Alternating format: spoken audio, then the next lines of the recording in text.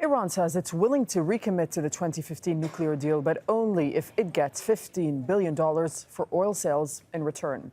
That plan was proposed by France in a bid to salvage the agreement.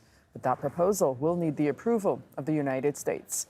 Dorsa Jabbari joining us from Tehran. What's the latest proposal by the French government actually mean for Iran, and any response from Iranian officials? Well, Doreen, we've heard from the Iranian President Hassan Rouhani, who's been speaking at his weekly cabinet meeting.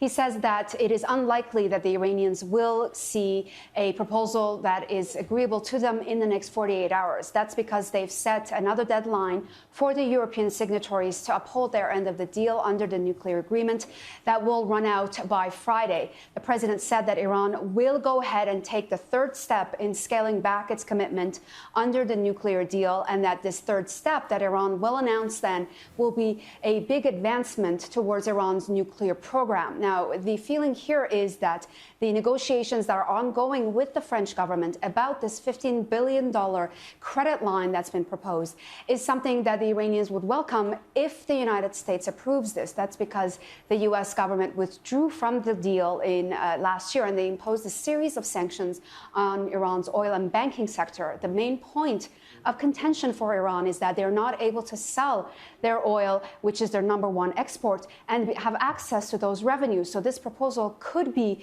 a slight relief from those sanctions, but the Iranians say that the French are working towards getting that kind of approval from the U.S. government, but they're not very optimistic that President Trump will approve this in the end. And Dorsa, there's been a development on the crew of the British tanker detained in July that's still in Iranian custody. What can you tell us?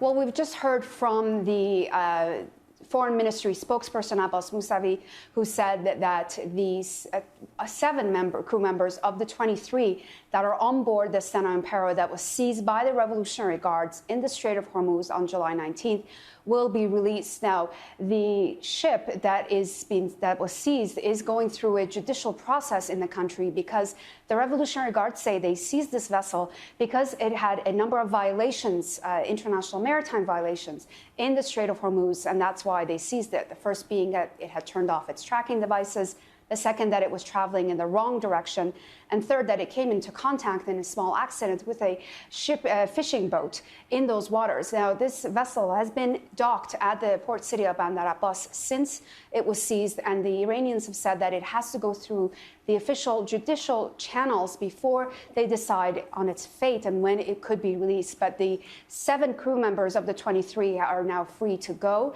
sometime in the near future. They didn't specify when they would leave.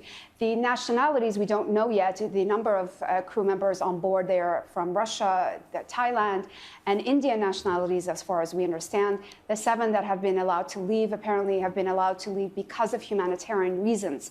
They didn't specify what those reasons were specifically. So this is where we're at with that vessel. And of course, the seizure of this tanker came only 2 weeks after the British Navy seized the Grace 1 supersized oil tanker in the Strait of Gibraltar that has since been released, and it is now 70 kilometers just west of the Syrian port city of Tartus.